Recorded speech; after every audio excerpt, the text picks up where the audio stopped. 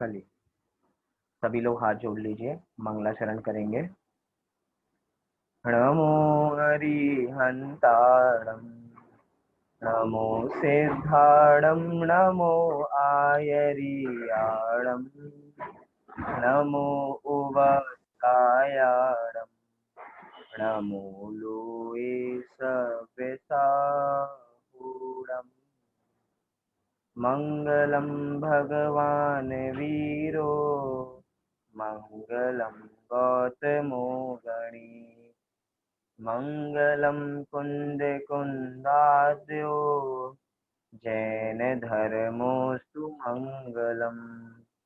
सर्वमंगल मांगल्यम, सर्वकल्याणकारकम, प्रधानम सर्वधर्माणां, जैनम जयतु शासनम, जैनम जयतु शासनम। जैन श्रावकाचार, क्योंकि जैन धर्म हम पढ़ रहे हैं, जैन धर्म को हम सीख रहे हैं, तो जैन धर्म में बहुत जैन धर्म एक विविध आयाम वाला धर्म है, उसमें बहुत सारे पक्ष हैं। अगर हम अपनी आत्मा को जानते हैं तो उसके साथ साथ बहुत सारे हमारे आचार, हमारा आचरण कैसा होना चाहिए, हमें उसके बारे में भी पता होना चाहिए। मतलब ऐसा नहीं कि हम बस आत्मा को जानने वाले हैं, हमारे साथ बहुत सारी ऐसी भी चीजें हैं जो हम अपने आचरण में भी उनको फॉलो करते हैं। क्योंकि अगर हमारा आचरण अच्छा नहीं होगा, मतलब हमारी क्रियाएं अच्छी नहीं होंगी, हमारा हाव भाव अच्छा नहीं होगा दूसरों के साथ, तो भी हम सज्जन कहलाने लायक नहीं है। जैनी सज्जन कहलाते हैं, समझदार कहलाते हैं, क्योंकि वे अपनी आत्मा को जानते हैं और साथ साथ उनका आचार व्यवहार भी बहुत अच्छा होता है सबके साथ, इसीलिए वे महान कहलाते हैं। इसीलिए हम यहाँ पे जैन श्रावकाचार का अध्ययन कर रहे हैं। उसके अंदर हमने कल देव दर्शन की विधि, कि देव दर्शन की विधि कैसी होती है, हमें देव दर्शन कैसे करना चाहिए, क्या क्या उसमें चीजें होती हैं। मतलब एक तरीके से कल हमने आदर्श विधि देखी थी कि वास्तव में आदर्श विधि क्या है। ये जो कल हमने विधि जानी थी, हो सकता है ये विधि थोड़ी ज्यादा भी हो सकती है और थोड़ी कम भी हो सकती है, लेकिन मूलभूत क्या है, मूलभूत हमें भगवान के गुणगान करने हैं। देव दर्शन हम करने जाते हैं तो उनके जैसा बनने के लिए करते हैं। अब कोई बहुत अतिरेक करता है, जैसे कोई 30 घंटे, तो कोई 30 मिनट तक भक्ति कर रहा है और कोई 5-10 मिनट में करके आ गया, इसका मतलब ये नहीं कि वो भगवान के प्रति उसकी भक्ति नहीं है, उसकी भी भक्ति है। लेकिन मात्र हमारा प्रयोजन क्या होना चाहिए कि भगवान की भक्ति होना, भगवान के गुणगान गाना, कि हे भगवान जैसे आप हैं वैसे ही मैं बनना चाहता हूँ, आप मार्ग बताइए। और भगवान ने मार्ग, शास्त्रों के माध्यम से हमें, भगवान की वाणी से हमें मार्ग मिला हुआ है, जिनवाणी के माध्यम से, तो उसी मार्ग पे चल के हम आगे बढ़ सकते हैं। कल हमने देव दर्शन की विधि की बात की थी, लेकिन उसके बावजूद भी कुछ बिंदु रह गए थे देव दर्शन के ऊपर। हम कल से पूजा विधान के बारे में जानेंगे कि पूजा की विधि कैसी होती है। अभी देव दर्शन के संबंध में कुछ चीजें जानना अभी हमारी बची हैं। जैसे कि हमने प्रारंभ में देखा था कि हम मंदिर जी में नहा धो के आते हैं, बिल्कुल साफ स्वच्छ कपड़े पहन के आते हैं, मंदिर में प्रवेश करके 3 बार निस्सही निस्सही निस्सही बोल के मंदिर में प्रवेश करते हैं। मतलब सभी सांसारिक कार्यों का निषेध कर देते हैं। मतलब मंदिर में कोई भी संसार के कार्यों की बातें नहीं करनी, अब वो किसी से भी संबंधित हो। बस अब भगवान, अब आपके जितने भी दुख हों या जितनी भी सुख की बातें हों, सबको भूल जाइए। अब तो बस भगवान और हम हैं। जैसे मानतुंग आचार्य ने आदर्श स्तुति प्रस्तुत की थी, वैसी ही स्तुति हमें करनी है कि हे भगवान अब मुझे और कोई दिखाई नहीं देता। मानतुंग आचार्य ने बहुत बढ़िया बढ़िया बातें कही थी कि अच्छी बात है भगवान की मैं औरों को पहले देख ही आया, बाद में आपको देखा। मतलब अन्य देवी देवताओं को मैंने पहले देख लिया और बाद में आपको देखा, तो मुझे आप में बहुत संतोष मिलता है।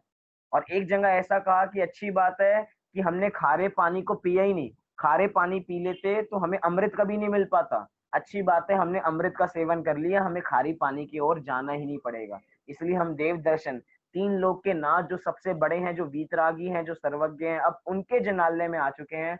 अब हमें कहीं और जाने की बात नहीं है। मतलब ये हमारा जो माथा है, बस वीतरागी संतों की ओर ही झुकना चाहिए और कहीं झुकना नहीं चाहिए, ऐसी बात की थी हमने कल की क्लास में।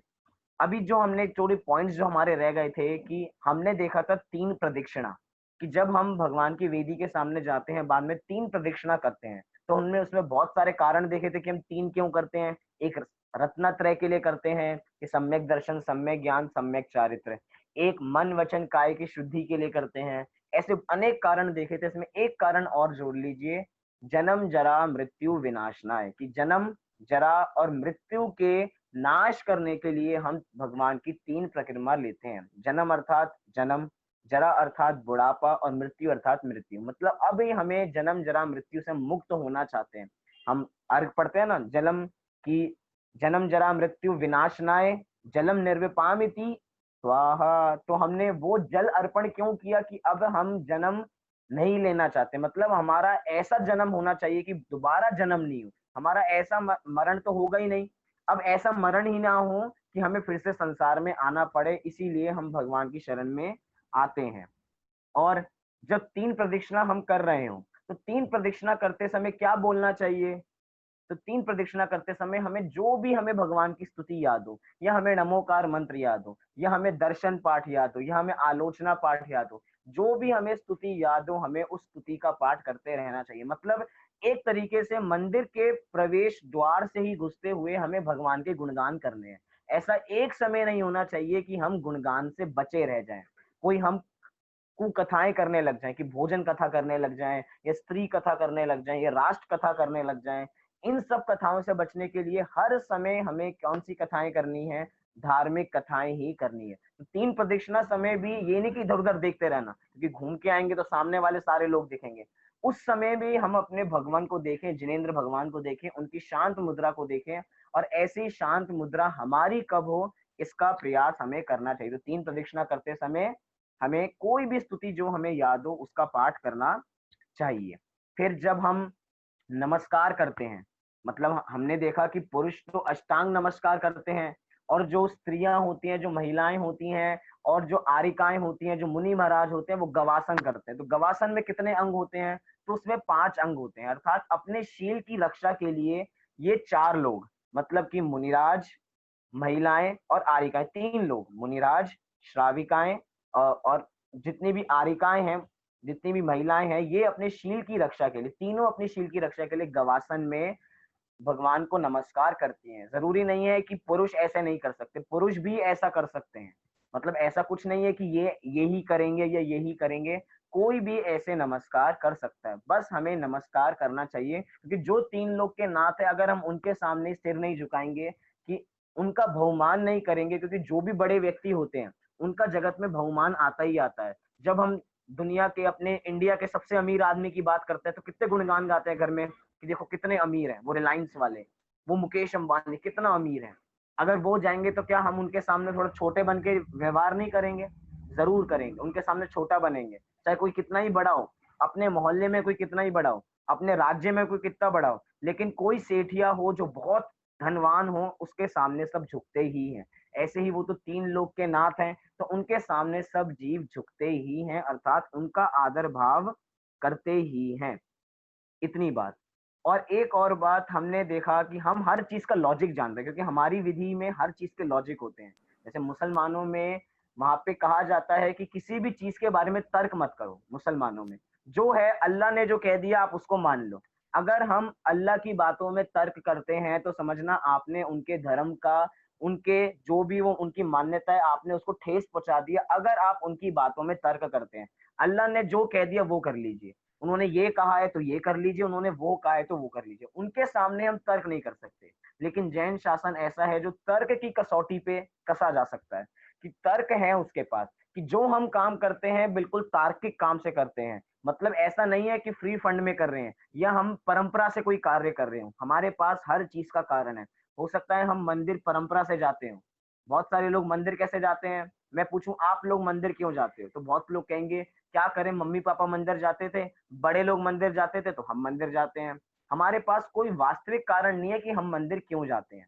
बहुत लोग, मतलब कि ये होता है हमने धर्म को परंपरा से अपना रखा है। एक तो होता है जिसको हम कहते हैं आज्ञा से या परंपरा से, और एक होती है परीक्षा से। एक होते हैं परीक्षा प्रधानी और एक होते हैं आज्ञा प्रधानी। हम धर्म को फॉलो करते हैं आज्ञा से, हम फॉलो करते हैं परंपरा से। हम देव दर्शन क्यों करते हैं, हम मंदिर जी में जूते चप्पल पहन के क्यों नहीं जाते? क्योंकि हमें बड़े लोगों ने सिखा रखा है। हम मंदिर जी में अष्ट द्रव्यों से पूजन क्यों करते हैं? क्योंकि हमें हमारे बड़े लोगों ने सिखा रखा है। हम 9 बार नमोकार मंत्र क्यों करते हैं? हमारे बड़े लोगों ने सिखा रखा है। मतलब हमारे पास कोई अलग उत्तर नहीं है। लेकिन जैन धर्म कहता है हर चीज का कारण है, तो हमें कारण जानना चाहिए। हम मंदिर में 9 बार नमोकार मंत्र का पाठ करते हैं। किसी को पता है हम मंदिर में 9 बार नमोकार मंत्र का पाठ क्यों करते हैं? कारण क्या है 9 बार करने का? क्या हम 8 बार नहीं कर सकते? क्या हम 7 बार नहीं कर सकते? क्या हम 3 बार नहीं कर सकते? क्या हम 1 बार नहीं कर सकते? कर सकते हैं। हम 1 बार करना चाहें, 2 बार करना चाहें, 3 बार, जितनी बार चाहे उतने पाठ कर सकते हैं। लेकिन एक संख्या 9 क्यों बांधी गई? अगर जितनी बार भी पढ़ सकते हैं तो एक संख्या 9 बांधी कि जब जिस समय हम कायोत्सर्ग करेंगे उस समय 9 बार नमोकार मंत्र का पाठ करेंगे। कक्षा के अंत में भी हम कहते हैं कि अब अंत में हम 9 बार नमोकार मंत्र का पाठ करेंगे। तो 9 बार ही क्यों? क्योंकि जो एक 9 संख्या होती है वो एक अखंड संख्या होती है, जो कभी भी खंडित नहीं होती। कैसे खंडित नहीं होती? जैसे कि आप 9 की टेबल गाइए, 9 की टेबल में जो भी आएगा उसको प्लस करने पे, उसका जोड़ करने पे 9 ही आएगा।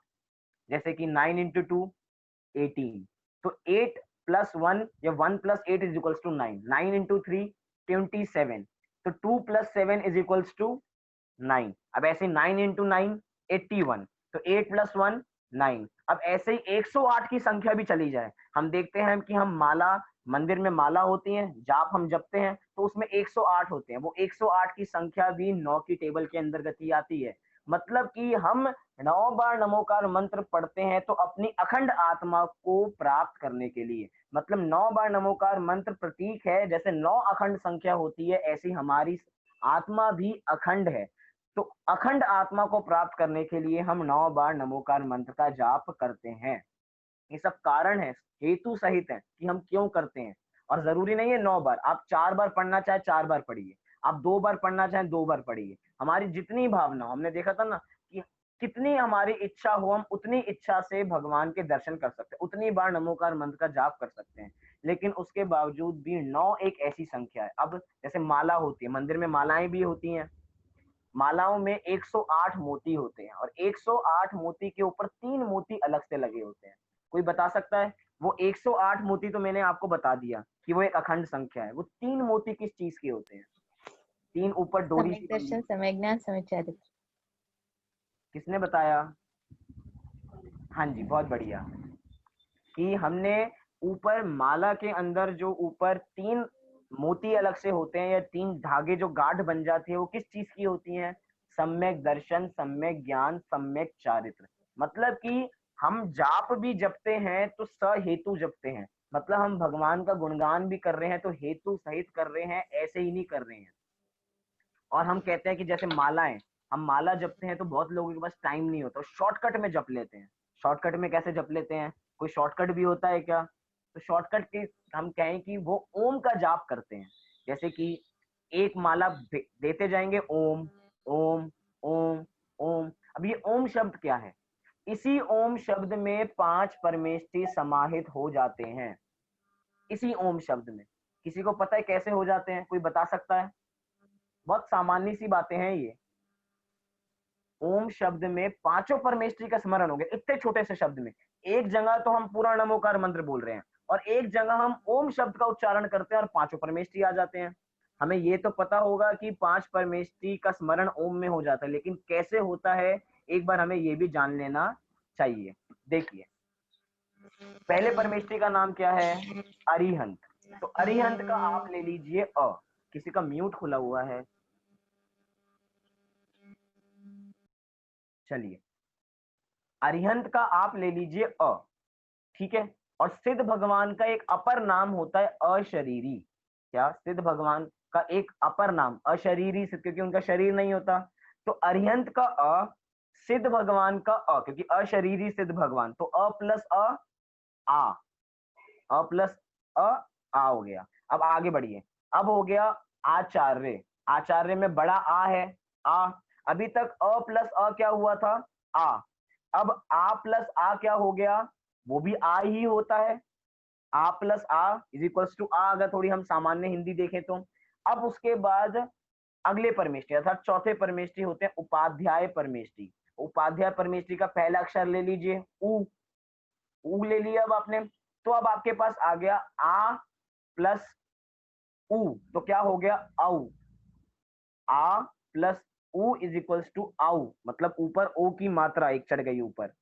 उसके बाद साधु परमेष्ठी का, साधु परमेष्ठी का एक और नाम क्या है, मुनि, तो मुनि का ले लीजिए माँ, तो शब्द क्या बन गया, ओ प्लस माँ ओम। तो आप अब समझ में आया कि हम ओम का जाप करते हैं तो वो ओम जो हम बोलते हैं उसके अंदर पांचों परमेष्ठी आ जाते हैं। उस माला को जपते हैं तो ओम ओम ओम ओम ओम, तो उसमें पांचों परमेष्ठियों का स्मरण हो चुका। लेकिन कुछ लोग ऐसा शॉर्टकट ढूंढ लेते हैं कि हमें 9 बार नमोकार मंत्र का जाप करना है, तो जल्दी से ओम ओम ओम ओम ओम ओम ओम ओम ओम, हो गए हमारे 9 बार नमोकार मंत्र।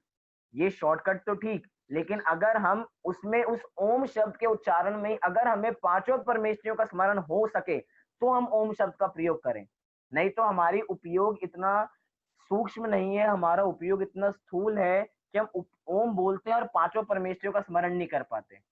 इसीलिए आदर्श तो यही कि हम एक एक का जाप करें, कि नमो अरिहंताणम, नमो सिद्धाणम, नमो आयरम, कि एक एक का बोलेंगे तो एक एक के बारे में विचार करने का समय मिलेगा, नहीं तो हमें समय नहीं मिल पाएगा। ओम जितने में विचार कर रहे होंगे इतने में तो अगला ओम आ गया, इतने में अगला ओम आ गया, इतने में अगला ओम आ गया। इसलिए बहुत आसानी से, बहुत सरलता से, कोई बिना जल्दबाजी में, जिस समय हम मंदिर में आए तो ऐसा समय लेके आए कि हमारे पास पर्याप्त समय हो। भागम दौड़ी में कि हमें तो जल्दी से ऑफिस जाना है, हमें तो जल्दी से स्कूल जाना है, जल्दी से 2 मिनट में दर्शन कर लेते हैं।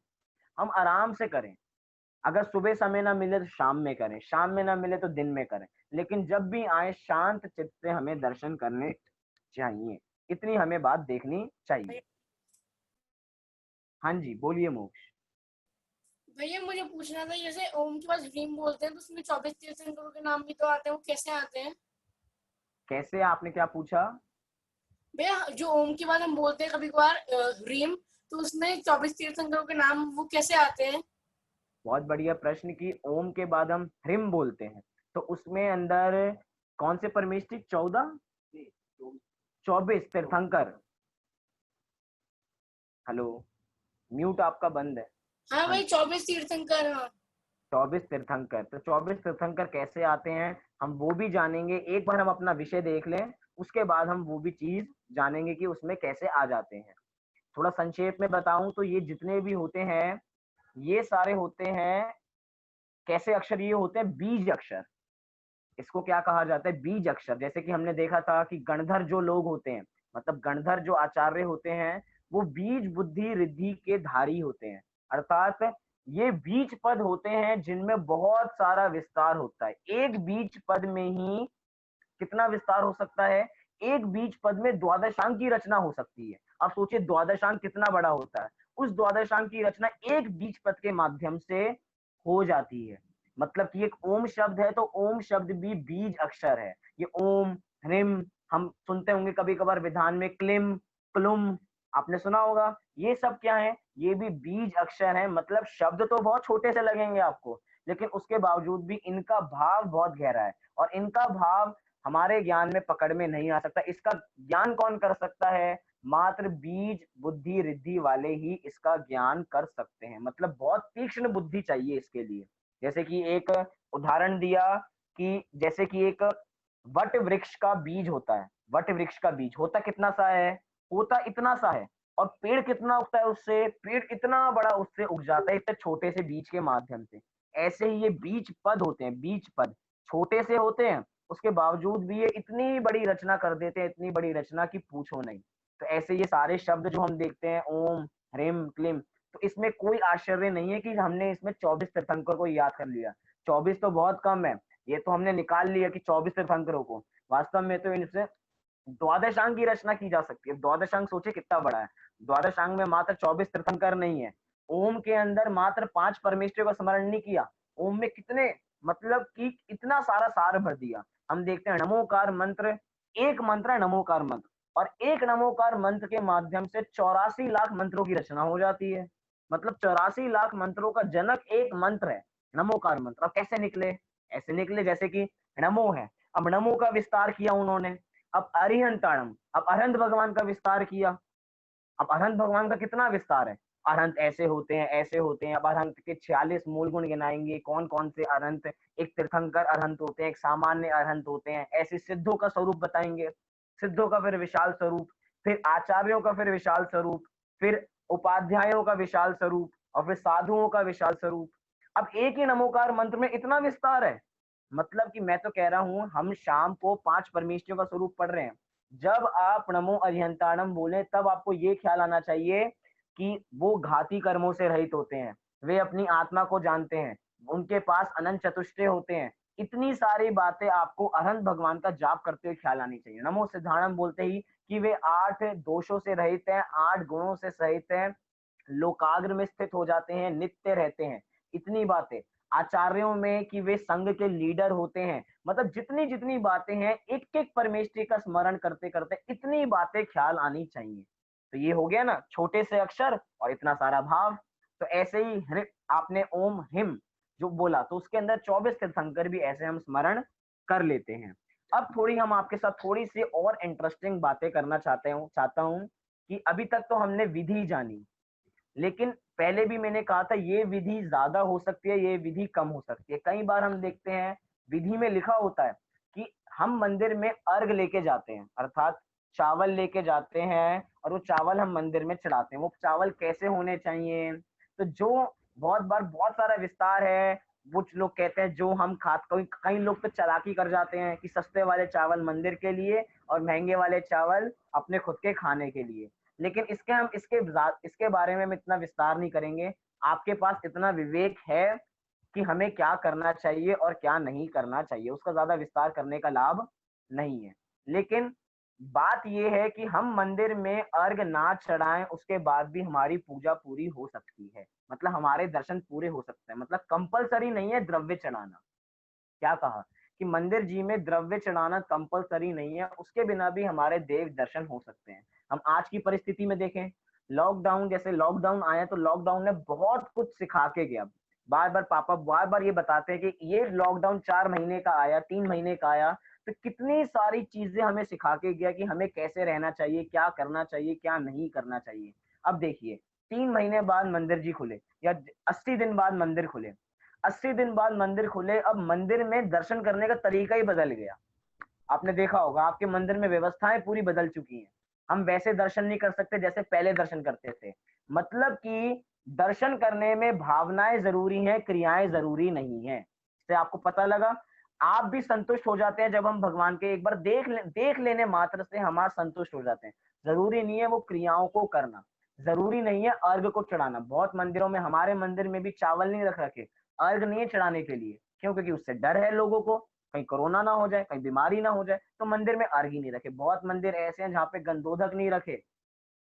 हमें ऐसा कुछ रखना ही नहीं है। गंधोदक बनेगा, बहुत कम बनेगा और उसको शुरू में ही खत्म कर दिया जाएगा, बाद में किसी के लिए नहीं है।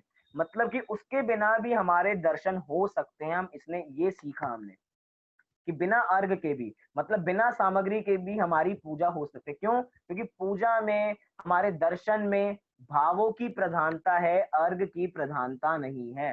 क्या कहा? अर्घ तो एक आलंबन है कि उसके माध्यम से हम पूजा करते हैं। क्यों? प्रभु से दूर रहकर प्रभुता कैसी मिलेगी? बहुत बढ़िया, कि प्रभु से हम जब तक दूर रहेंगे तो प्रभुता हमें मिलने वाली नहीं है। ऐसा लगता है मोक्ष तो पूरी तैयारी करके बैठता है, सारी चीजें आसपास, कि अब ये बोलेंगे तो ये दिखा देंगे, ये होगा तो ये दिखा देंगे। बहुत बढ़िया। क्या क्या बात कर रहे थे अभी हम? कि द्रव्य के आलंबन बिना भी हमारी पूजा हो सकती है। क्यों? क्योंकि द्रव्य तो एक आलंबन है।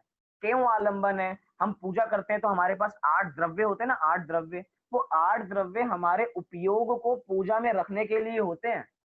कैसे उपयोग में? क्योंकि हमारा उपयोग बहुत चंचल है। जैसे ही हम कुछ करते हैं तो हम भूल जाते हैं। कम से कम हमारे पास 2 थाली होंगी कि एक थाली में से द्रव्य उठाएंगे और दूसरी थाली में रखेंगे, तो हमारा उपयोग वहां बना रहेगा। जैसे ही हमने जल का छंद पढ़ा तो हमें याद आएगा, अरे हमने जल चढ़ाना है।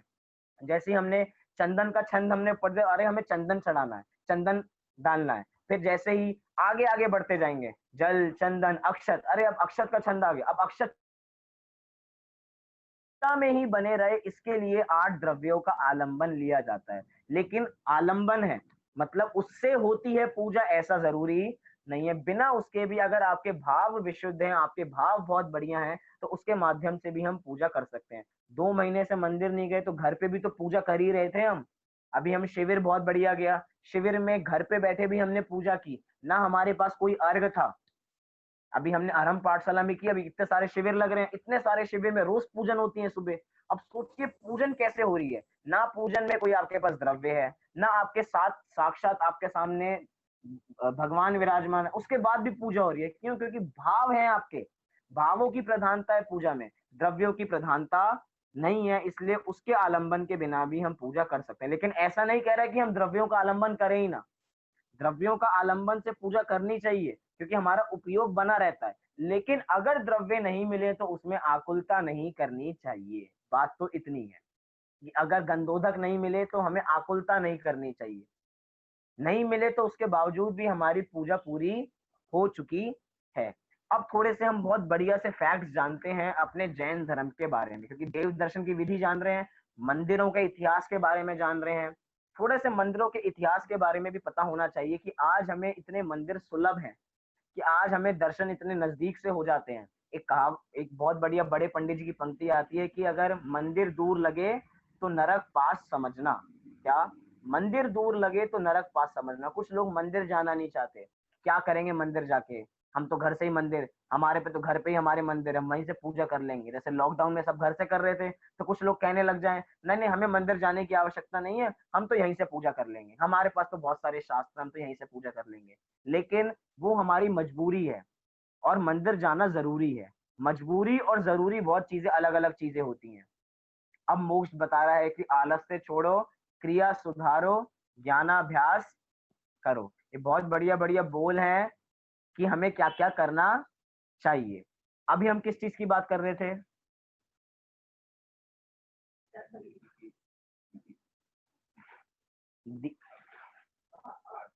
आरती की ने भी। अभी हम क्या बात कर रहे थे? एकदम दिमाग से बाहर हो गई आउट। पूजा की बात कर। हाँ जी, 8 द्रव्यों से मंदिरों द्रव्य के ना मिले तो इतिहास के आपकी बारे में, मंदिरों के इतिहास के बारे में हम बात करने वाले थे कि हमारे मंदिरों का इतिहास कैसा है, कि हम अभी घर में बैठे हैं उसके बाद भी हमारी पूजा हो जाती है, बाहर जाने की आवश्यकता नहीं। लेकिन मंदिर जाना भी बहुत जरूरी है। बिना मंदिर जाए हमारी पूजा पूरी नहीं होती है, क्योंकि बड़े पंडित जी का वाक्य कहा था, याद आ गया, कि मंदिर दूर लगे तो नरक पास समझना। कि मंदिर दूर लगता है तो सोचो आपका नरक पास है, मतलब कि हमारे परिणाम कैसे हो रहे हैं, उसका फल क्या होने वाला है, इसका हमें वर्तमान में पता लग सकता है। अगर हमारे मंदिर जाने के भाव नहीं होते तो समझना आपका आगामी भव नरक में है, आपको वहां के दुख झेलने पड़ेंगे। बहुत लोग होते हैं कि उन लोगों को किसी मंदिर का हट होता है कि हम अपने पास वाले मंदिर तो नहीं जाएंगे, लेकिन हम 2 किलोमीटर जो दूर है उसमें मंदिर जाएंगे। क्यों? क्योंकि यहाँ पे जो लोग हैं वो अच्छे नहीं है। अब एक बार देखिए, जिन लोगों को हट है कि हम 2 किलोमीटर दूर मंदिर दर्शन करने जाएंगे और पास में बगल में मंदिर है उसमें दर्शन करने नहीं जाएंगे, ये हट है। क्यों? क्योंकि वहां पे वो व्यक्ति बहुत बुरे हैं, वो हमें बहुत सुनाते हैं, बहुत हमें सब बुरा बुरा बोलते हैं। अरे भैया, हम मंदिर में उनसे मिलने जाते हैं या हम मंदिर में देव दर्शन करने जाते हैं? हम मंदिर में देव के दर्शन करने जाते हैं, किसी व्यक्ति के दर्शन नहीं करने जाते हैं। इसीलिए मात्र मंदिर में दर्शन करने जाएं और किसी चीज के बारे में नहीं सोचें। मंदिरों का इतिहास। एक समय ऐसा भी था कि हमारे जैन मंदिरों को विध्वंस किया जा रहा था, जैन मंदिर बचते नहीं थे। जिस समय मुगल शासन था, थोड़ा सा इतिहास भी जानना जरूरी है अपने मंदिरों का, कि हमारे मंदिर कैसे बचे हैं। कि जिस समय मुगल शासन था तो सारे मंदिरों को नष्ट किया जा रहा था, कोई जैन मंदिर नहीं बचना चाहिए, क्योंकि मुगलों का शासन था, मुगल बढ़े जा रहे थे, जैन वैसे कम होते जा रहे थे। तो हर जगह मुगल शासन, सबके मंदिर, प्रतिमाएं तुड़वाई जा रही थी, कोई मंदिर नहीं बनेगा। उस समय पे भी हमारे बहुत महान पुरुष हुए हैं जिन्होंने मंदिर बनाने का काम किया। कैसे काम किया? चोरी छुपे काम किए। चोरी छुपे कैसे कहना चाहिए कि बाहर, अगर आप बाहर से गुजरे तो आपको लगेगा कि कोई खंडर सा है, और अंदर जैसे ही खंडर में प्रवेश करेंगे तो एक विशाल काय मंदिर आपको दिखेगा। कि लोग बाहर से जब मुगल निकलते थे तो उनको लगता था कि ये तो खंडर है, इसके अंदर तो कुछ नहीं है, तो पहले से ही टूटा हुआ है। लेकिन जैसे ही अंदर प्रवेश करो तो एक विशाल मंदिर दिखता था। तो मतलब हमारे बहुत सारे ऐसे भी हुए हैं जिन्होंने जैन धर्म की रक्षा के लिए मंदिर को बचाया है। कई बार तो ऐसी परिस्थिति हुई कि मुगलों ने हमारी प्रतिमाओं को तोड़ना प्रारंभ कर दिया कि जिन प्रतिमा कोई मंदिर में बचनी नहीं चाहिए। उस समय जब हम याद करें कि आपने एक पंथ का नाम सुना होगा, तारण पंथ, तारण पंथी, अगर आपने सुना हो तो उन तारण पंथियों के एक गुरु थे जिनका नाम जय तारण के नाम से वे प्रसिद्ध हैं। तो उन्होंने जैन धर्म की प्रतिमाओं की सुरक्षा की। कैसे की? उस समय हर जगह प्रतिमाएं तोड़ी जा रही थी। रास्ते से गुजरते थे तो यहाँ प्रतिमा खंडित है, यहाँ प्रतिमा खंडित है, किसी की गर्दन नहीं है तो किसी का हाथ नहीं है, किसी के पैर नहीं है। आज हम ऐसी कल्पना नहीं कर सकते अपने दिमाग में कि सोचिए प्रतिमाएं इतनी खंडित हो रही हैं। अभी एक खबर आई थी कि अभी लॉकडाउन में तूफान आया और ऊपर से मानव स्तंभ टूट के गिर गया और सारी प्रतिमाएं खंडित हो गई। तो उसको देख के भी इतनी दुखद लगता है, इतना दुखद समाचार कि जैन प्रतिमाएं खंडित नहीं होनी चाहिए। और उस समय में हर जगह जिस मंदिर में जाए सारी प्रतिमाएं खंडित हो रही थी। तो उस समय एक तारणपंथी हुए जिन्होंने जैन प्रतिमाओं की रक्षा की। उन्होंने क्या किया? उन्होंने सारी प्रतिमाओं को जैन मंदिर से हटा दिया और जमीन में गड़वा दिया। और जमीन में कैसे गड़वा दिया? ऐसा नहीं कि थोड़ी सी मिट्टी हटाई और थोड़ा सा गाड़ दिया। बिल्कुल नीचे, बिल्कुल डेप्थ में, जितनी गहराई तक वो रख सकते थे प्रतिमाओं को, उतनी गहराई तक उन्होंने प्रतिमाओं को रखा। और कैसे रखा? प्रतिमाओं को सीधा नहीं रखा, मतलब जैसे प्रतिमाएं मंदिर में विराजमान होती हैं वैसे सीधी नहीं रखा, प्रतिमाओं को उल्टी रखा। क्यों? क्योंकि अगर जब भी कोई खुदाई करेगा तो प्रतिमा खंडित हो सकती है। एकदम तोड़ेंगे तो प्रतिमा खंडित हो जाएगी, तो प्रतिमा वैसे नहीं बचेगी। तो सोचिए उन जो तारण स्वामी थे उनकी कितनी भविष्य की दृष्टि थी कि प्रतिमाएं बचनी चाहिए। उसके लिए उन्होंने प्रतिमाएं जमीन में गड़वा दी और अपने मंदिरों में जिनवाणी विराजमान करा दी। कि जो उनके चैत्यालय थे, उनके मंदिरों को मंदिर नहीं कहा जाता, उनके मंदिर को चैत्यालय कहा जाता है। और उनकी वेदियों पर अपने भगवान विराजमान नहीं होते, उनके वेदियों पर जिनवाणी विराजमान होती है। और वो अभी भी जिनवाणी को ही पूजते हैं। हम आजकल सूचनाएं देखते हैं ना कि यहाँ पे इतनी प्रतिमाएं मिली, यहाँ पे इतनी प्रतिमाएं मिली, वहां पे इतनी प्रतिमाएं मिली, अभी अयोध्या में इतनी सारी प्रतिमाएं निकली। हमें पुराण, हमारा इतिहास बता रहा है इतनी प्रतिमाएं वहां पे, इतनी प्रतिमाएं वहां पे। तो कैसे हैं ये इतनी सारी प्रतिमाएं? क्योंकि इतनी सारी प्रतिमाएं गड़वा दी गई थी जैन धर्म की रक्षा के लिए।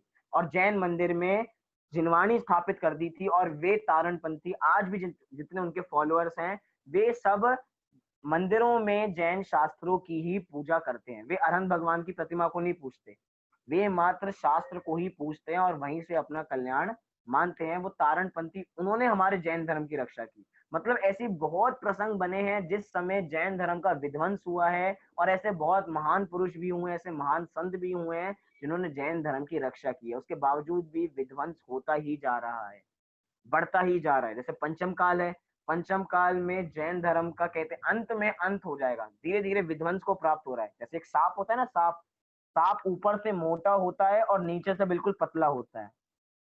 ऊपर से बिल्कुल मोटा और नीचे से बिल्कुल पतला। मतलब कि ऊपर तो जैन धर्म था, जब 6 काल हम देखते हैं ऊपर जैन धर्म काल था, लेकिन धीरे धीरे जैसे सांप पतला होता जा रहा है ऐसे जैन धर्म भी खत्म होता चला जाएगा, जैन धर्म का विध्वंस होता चला जाएगा। इसलिए अगर जैन धर्म की रक्षा करनी है तो हमें ही करनी है, हमें से अर्थात मुझे मुझे जैन धर्म की रक्षा करनी है। मुझे नहीं, हम सबको, जो जो जैन है, जितने जैन हैं, आप जितने लोग सुन रहे हैं, आपके जितने घर में लोग हैं, सबको जैन धर्म की अपने अपने आधार पे जितनी हम जैन धर्म की रक्षा कर सकते हैं उतनी हमें रक्षा करनी है। कोई भी गलत कार्य होने हमें नहीं देना है।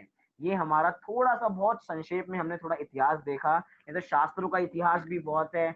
एक समय ऐसा भी था कि हमारे पास संत नहीं थे कोई भी, अर्थात कोई भी, जिस समय मात्र विद्वान थे और उस समय कोई सच्चे संत नहीं बचे थे। बाद में कहाँ से प्रारंभ हुए? शांति सागर जी, आचार्य शांति सागर जी महाराज से फिर से परंपरा चालू हुई आचार्यों की, मुनिराजों की। उससे पहले कोई नहीं थे, बस विद्वान थे, एकदम विध्वंस हो गया। सब लोग क्रिया कांड में ही धर्म मानते थे कि इसको करने से ये होगा, इसको करने से ये होगा। थोड़ा सा इतिहास हम दीपक का भी देखते हैं कि मंदिरों में दीपक और आरती, दो चीजें होती हैं, दीपक और आरती। पुराने काल में, पुराने जमाने में लोग, क्योंकि पिछले जमाने में लाइट तो होती नहीं थी, अभी तो सब लाइट जला के बैठे हैं अपने कमरे में। पुराने जमाने में लाइट नहीं होती थी तो कैसे करें दर्शन? उस समय मंदिरों में, चैत्यालयों में बहुत अंधेरा हुआ करता था, क्योंकि हर समय उजाला तो रहेगा नहीं, क्योंकि जितने भी दरवाजे हुआ करते थे वे भी बहुत छोटे हुआ करते थे, खिड़कियां भी थोड़ी छोटी हुआ करती थी। आप प्राचीन, आप जाके देखो खिड़कियां आपको छोटी मिलेंगी, दरवाजे छोटे मिलेंगे, जैसे झुक के जाया जाए मंदिर में, किसी को घमंड ना आ जाए। तो उस समय चैत्यालयों में बहुत अंधेरा रहा करता था। जिस समय सूरज उदय है उस समय तो चैत्यालयों में दर्शन हो जाते थे, मंदिरों में दर्शन हो जाते थे। लेकिन अगर किसी को रात्रि में दर्शन करने हैं और या किसी को दिखाई नहीं दे रहा तो वो दर्शन कैसे करें? तो उस समय वे हाथ में दीपक लिया करते थे। क्या? ध्यान से सुनिए, वे हाथ में अपने दीपक लिया करते थे और दीपक की अब दीपक प्रतिमाएँ तो इतनी बड़ी-बड़ी हुआ करती थी और दीपक तो इतना छोटा-सा। अब हमें पूरी प्रतिमा के दर्शन करने हैं तो कैसे करने पड़ेंगे? हम अपने दीपक को हाथ में रखेंगे और दीपक को पूरा गोल घुमाएँगे प्रतिमा की ओर। पूरी चारों ओर घुमाएँगे और हम प्रतिमा के दर्शन कर लेंगे। इस दृष्टि से दीपक को मंदिर में इस्तेमाल किया जाता था और आज मंदिर में दीपक आरती के रूप में इस्तेमाल किया जाता है। मतलब पुराने लोगों की दृष्टि ये नहीं थी, पुराने लोगों को भी पता था कि दीपक को जलाने में एक इंद्रिय जीव की हिंसा होती है, क्योंकि दीपक में भी तो एक इंद्रिय जीव है, अग्नि भी तो एक इंद्रिय जीव है। हम धर्म कार्यों में किसी भी प्रकार के एक इंद्रिय मतलब कि किसी भी जीव की हिंसा नहीं करते हैं। हम मंदिरों में फूल नहीं चढ़ाते हैं, वो फूल होते हैं ना, मंदिरों में फल नहीं चढ़ाते हैं। क्यों नहीं चढ़ाते? क्योंकि उसमें एक इंद्रिय जीवों की हिंसा होती है। इसलिए हम मंदिर में दीपक भी नहीं जलाते हैं। पुराने ज़माने में उनके पास कारण था, आज हमारे पास कोई कारण नहीं है। बल्कि हमारे मंदिरों में आजकल लाइट आ गई हैं। इतनी सारी, वो भी फैंसी लाइट, अलग-अलग प्रकार की लाइट आ गई है। तो हमें तो और किसी की आवश्यकता नहीं है। वैसे ही हम मंदिर में कुछ प्रकार की हिंसा तो कर रही हैं, लेकिन धर्म कार्यों में जो हिंसा होती है उसे हिंसा नहीं कहा जाता। लेकिन जितनी हो रही है लेकिन हिंसा तो है ही, उस लाइट को बनने में भी तो वो पानी तेज़ दौड़ता है, उससे विद्युत अर्थात इलेक्ट्रिसिटी बनती है, तो उसमें भी जीवों की हिंसा है। तो मतलब मंदिर में एक तरह से ट्यूबलाइट जल रही है और एक एक हाथ में हम दीपक ले रहे हैं। मतलब 2-2 प्रकार से हमने जीवों की हिंसा कर दी। मतलब ये होते हैं अनर्थ दंड। हमने देखा था ना कल, मुनिराजों के मूल गुण में एक होता है अनर्थ दंड त्याग व्रत, कि वो अनर्थ के कार्य नहीं करते। हमने मंदिरों में पहले लाइट जला रखी है, आज लोगों का सहनन कम हो चुका है, लोगों के मंदिरों में पंखे लग गए हैं, लोगों के मंदिरों में एसी लग गए हैं। अभी आप दिल्ली में आके देखिए, दिल्ली में एक धर्मपुरे में एक मंदिर है, धर्मपुरे के मंदिर में आज भी बिजली नहीं है। वो मंदिर जी रात में जल्दी से खुलता है और दिन-दिन से बंद हो जाता है। सुबह खुलता है और सुबह भी सर्दियों में जल्दी नहीं खुल पाता क्योंकि बहुत रात होती है। उस मंदिर में बिजली ही नहीं है, वो बिजली का प्रयोग ही नहीं करते हैं। मतलब आज भी ऐसे मंदिर हैं जिसमें बिजली का प्रयोग नहीं किया जाता, वो भी छने पानी से। वो पूरा मंदिर कैसे बना हुआ है? पूरा मंदिर छने पानी से बना हुआ है। मतलब ऐसा नहीं कि किसी भी पानी का इस्तेमाल कर लिया। छने पानी से वो धर्मपुरे का मंदिर बना हुआ है और उसमें बिजली का इस्तेमाल नहीं होता। कभी आप आएँ तो वहाँ ज़रूर जाना, बहुत सारे मंदिर वहाँ पे हैं, आपको दर्शन ज़रूर मिलेंगे। मतलब कि ऐसी चीज़ें हैं कि हमें अनर्थ के काम नहीं करने हैं। जैसे आरती है, वास्तव में आरती का मतलब क्या होता है? आरती का मतलब होता है भगवान के गुणगान करना। ये जितनी भी हमने आज की परंपराएँ देख रहे हैं, हमने ये हिंदू परंपरा अपना ली है।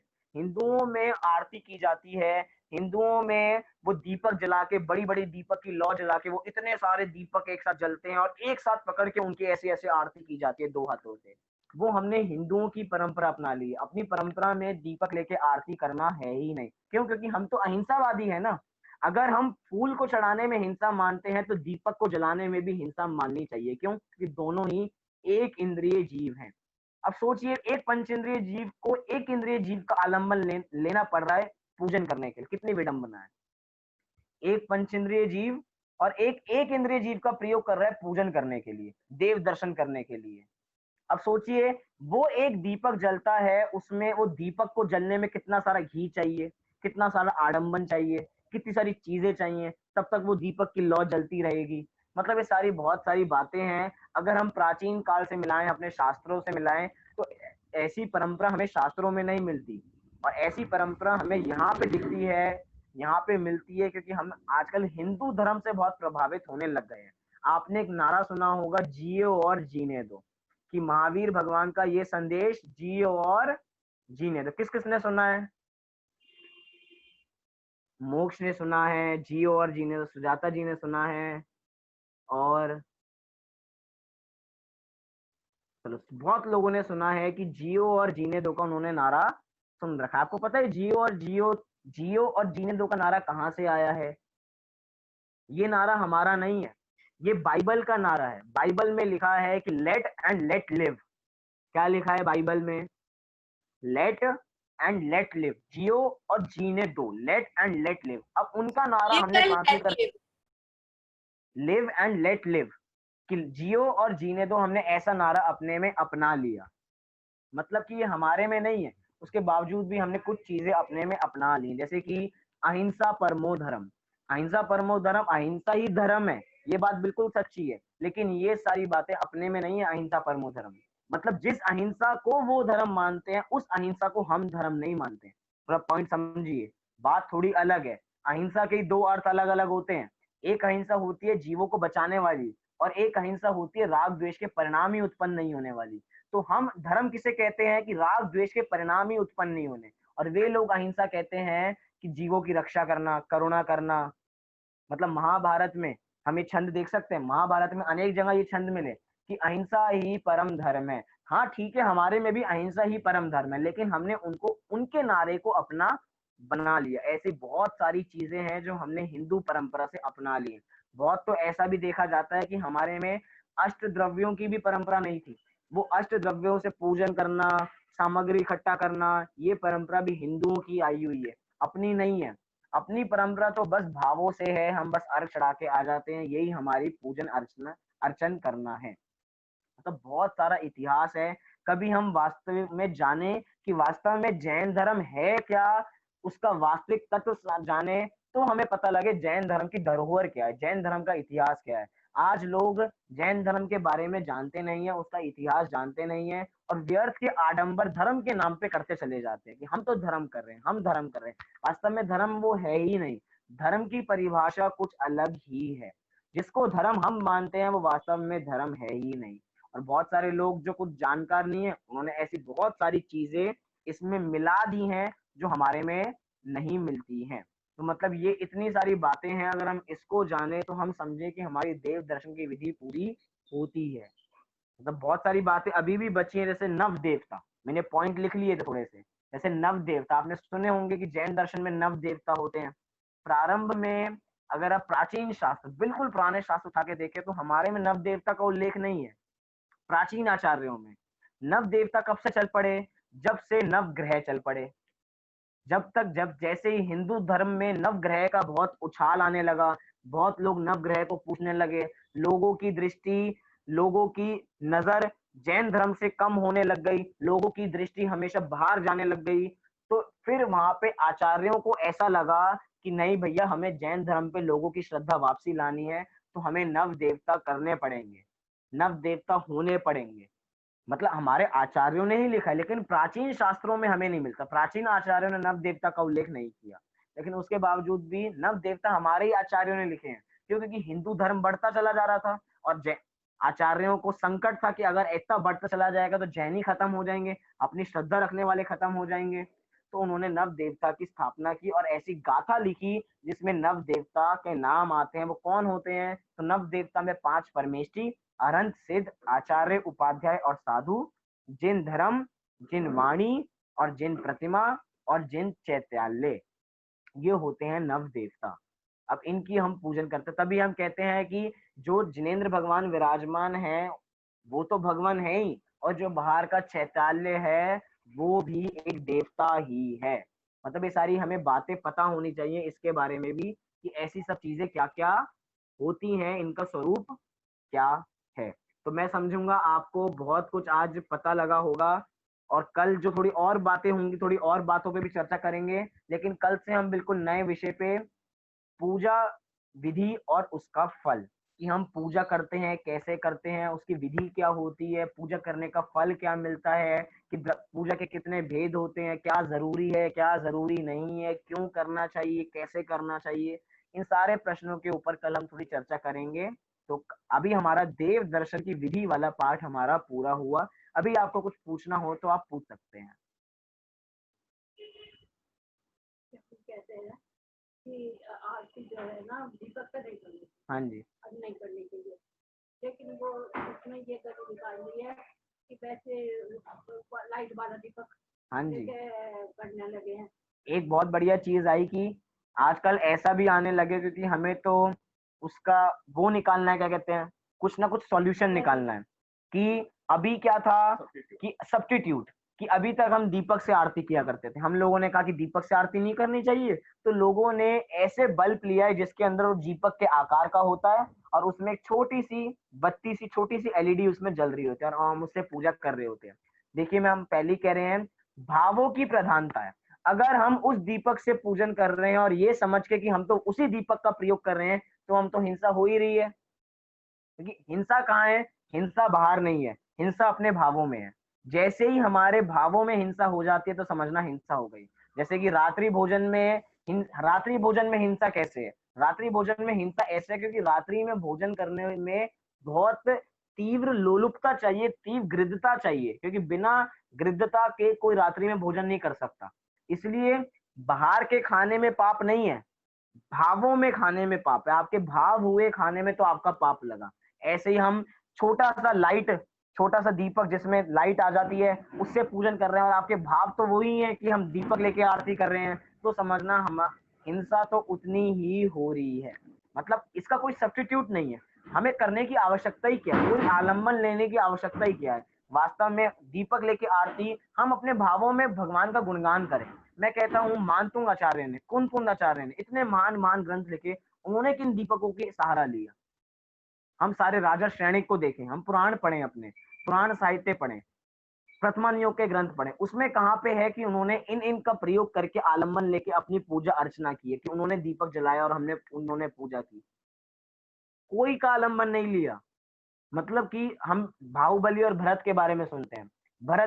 भरत जी दर्शन करने जाते थे तो कोई आरती लेके जाते थे, कोई आलम्बन लेके जाते थे? कोई आलम्बन लेके नहीं जाते थे। उनके पास मात्र भगवान के गुण है, वे मात्र गुण से ही उनकी पूजा कर लेते हैं।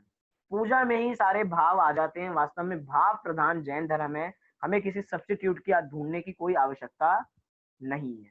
हाँ जी बोलिए। अगर हमारे यहाँ से रथ यात्रा निकल रही है घर के आगे से, हाँ जी। तो हम आरती करते हैं। हाँ जी। तो आरती दीपक से करें या नहीं करें उस टाइम पर? चलिए मैं चाहता हूँ कोई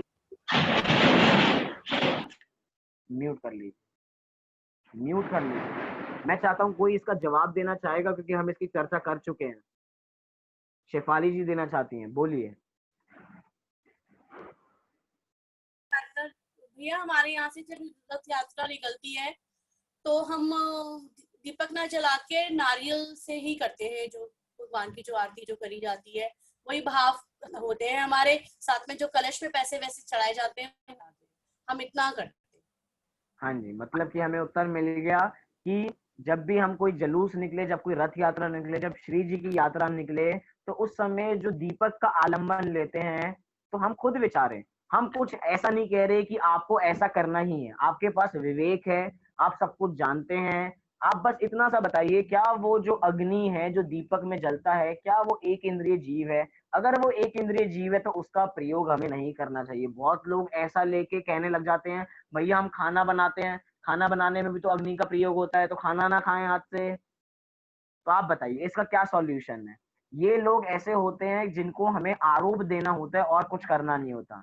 उनको बस अपने रास्ते निकालने हैं। खाना बनाना ये आरंभ है, क्योंकि हमने 4 प्रकार की हिंसा देखी होंगी। उसमें एक होती है संकल्पी हिंसा और एक होती है विरोधी हिंसा। जब उसका स्वरूप पढ़ेंगे जब पढ़ेंगे। लेकिन कुछ कार्य ऐसे होते हैं जो कार्य किए जाते हैं, जिसको कहा जाता है शक के अनुष्ठान। ऐसे तो हिंसा तो चलने में भी होती है, हिंसा तो बोलने में भी होती है। तो क्या बोलना बंद कर दें, खाना बंद कर दें, देखना बंद कर दें, चलना बंद कर दें, हाथ पैर हिलाना बंद कर दें? बंद कर देंगे तो क्या? बंद कर दें तो बहुत अच्छी बात है, लेकिन अगर बंद नहीं होते, क्योंकि शक के अनुष्ठान है, शास्त्रों में हमें कहा है शक के अनुष्ठान जितना हो सके उतना कीजिए। हम खाने के बिना नहीं रह सकते, लेकिन हम आरती, हम दीपक को जलाए बिना भी हम भगवान का गुणगान कर सकते हैं। उधर गुणगान करें, लेकिन खाना बिना आग को जलाए नहीं बन सकता, बिना गैस को जलाए खाना नहीं बन सकता। तो ये शक के अनुष्ठान है। और उस खाने में भी हम क्या कहते हैं, जितना कम से कम गैस जलाई जाए उतनी जलानी चाहिए। मंदिर में हम दीपक का प्रयोग नहीं कर रहे, तो मंदिर में लाइट आ चुकी है, तो लाइटों को जलाए रखें हर समय? नहीं, जितनी कम से कम लाइट हो सकती है उतनी लाइट का प्रयोग करें। अगर आपको पंखे की आवश्यकता नहीं है तो पंखा बंद कर दीजिए। कभी कभार आज का मौसम थोड़ा अच्छे होने लगा है, बहुत 3-4 दिन पहले बहुत गर्मी थी, लेकिन थोड़ी बारिश हुई, अच्छा हो गया। अगर हम पंखे के बिना बैठ सकते हैं तो बिना पंखे के बैठे। मतलब जैसा हम कर सकते हैं हम वैसा करें। जितना हम बच सकते हैं उतना बचें। इसलिए बहुत लोग ऐसे तर्क करते हैं, हमें उन तर्कों से बचना चाहिए, क्योंकि वो तर्क नहीं, वो कुतर्क हैं। एक होते हैं तर्क और एक होते हैं कुतर्क। उनके कुतर्क होते हैं, वो तर्क नहीं होते हैं। चलिए, अभी आपको कोई पूछना हो तो आप पूछ सकते हैं। बोलिए मोक्ष। भैया एक कुप्रथा और चलेगी शनि शनि वाली, जिसमें लोग अपनी कुटिया के आगे वो दिया रहते थे, जिसमें ताकि राहगीर जो आए उनको दिक्कत ना हो। तो सब जो भी आगे रहे वो शनि शनि कह के चले जाए, धीरे धीरे चलो। तो इसलिए बाद में इसी से वो शनि शनि की शनिवार को तेल चलाने की प्रथा चल गई है। आप एक बार थोड़ा क्लियर बोलिए, मुझे थोड़ा समझ में नहीं आया। भैया जो शनि शनि वाली प्रथा है, जिसमें लोग अपनी कुटिया के आगे दिया देते थे ताकि राहगीरों को कोई समस्या ना हो। लेकिन वो लोग शनि शनि कह के चलते थे, आराम आराम से धीरे धीरे, इसका मतलब होता है। लेकिन भैया आज हर शनिवार को उसी से शनिवार को तेल की प्रथा शुरू हो गई, तेल चढ़ाने की। मतलब कि ये सारी परंपरा किसी कारण की वजह से प्रारंभ हुई थी, लेकिन आज ऐसी स्थिति आ गई है कि लोगों ने उसको अपना लिया और गलत रीति से उसको अपनाने लग गए हैं। कुछ अलग परिस्थिति जैसे हम देखते हैं, एक परंपरा थोड़ी सी, विषय तो अपना समय हो गया, बस एक बात बता के मैं पूरी करूंगा, एक अंतिम बात, कि हम देखते हैं कि प्रतिमाओं पे क्या किया जाता है। ऊपर बाहुबली जी की प्रतिमा पे कौन सा अभिषेक? पंचामृत। पंचामृत अभिषेक किया जाता है, महामस्तक अभिषेक, जिसमें पंचामृत 5 अलग अलग अमृतों को इकट्ठे करके किया जाता है। तो उस समय एक पहले परंपरा थी। देखिए, जो भी परंपरा चालू हुई थी किसी कारण की वजह से हुई थी। प्राचीन समय में सारी प्रतिमाएं मार्बल से नहीं बनती थी, पत्थर से नहीं बनती थी। उस समय प्रतिमाएं काष्ठ से बनती थी, अर्थात लकड़ी से बनती थी, और लकड़ी कुछ समय में गल जाती थी। मतलब कि किसी ने प्रतिमा बनाई लकड़ी की और थोड़े समय में प्रतिमा गल गई और प्रतिमा खंडित हो जाती थी। तो प्रतिमा को अधिक देर के लिए सुरक्षित रखने के लिए, अधिक समय के सुरक्षित रखने के लिए उन्होंने पंचामृत का प्रयोग किया, जिससे वो प्रतिमाओं की स्थिति अधिक देर के लिए बनी रहे। लेकिन आज ऐसी प्रथाएं चालू हो गई हैं कि हम पंचामृत करने लग गए हैं। वो पत्थर की प्रतिमा को कोई आवश्यकता नहीं है, वो प्रतिमाओं की स्थिति बढ़ाने के लिए ऐसा अभिषेक किया जाता था जिससे प्रतिमाएं बची रहें। अभिषेक तो पानी जल से ही किया जाता था, प्रासुक जल से ही, नीर से ही किया जाता था। लेकिन प्रतिमाओं की स्थिति बढ़ाने के लिए, क्योंकि प्रतिमाएं लकड़ी की होती थी, वो खंडित ना हो जाए, वो गल ना जाए, क्योंकि पानी आ गया तो गल जाएंगी, तो उसको बचाने के लिए पंचामृत का प्रयोग किया जाता था। लेकिन आज ऐसी कोई आवश्यकता नहीं है, उसके बावजूद भी ऐसी कई प्रथाएं चलती हैं। हम किसी प्रथा को कोई गलत नहीं कह रहे, हमारे पास इतना विवेक है, हम संगी पंचेंद्रिय हैं, हम एक बार अपने विवेक से इसका निर्णय करें, क्योंकि मैं कुछ नहीं, मैं कोई नहीं हूं कहने वाला कि ये चीज सही है और ये चीज गलत है, करना चाहिए ये चीज नहीं करनी चाहिए, ऐसी मेरी भूमिका नहीं है। लेकिन हम इतना खुद के पास, हमारे पास इतना विवेक है, इतना विचार है, हम जगत में इतना अपना दिमाग इस्तेमाल करते हैं, जगत में इतना विवेक लगाते हैं क्या करना क्या नहीं करना। एक बार धर्म के कार्यों में भी विवेक का इस्तेमाल कीजिए, रूढ़ी परंपरा को फॉलो करने की कोई आवश्यकता नहीं है। इतनी बात मैं कह के अपनी बात को पूरी करता हूँ। अब कल जितने भी प्रश्न होंगे, थोड़े हम प्रश्न कल देख लेंगे, और कल हम सुंदर चर्चा पूजा विधि और उसके फल पे करेंगे। अभी सभी 9 बार नमोकार मंत्र का पाठ करेंगे और शाम की कक्षा यथा समय रहेगी।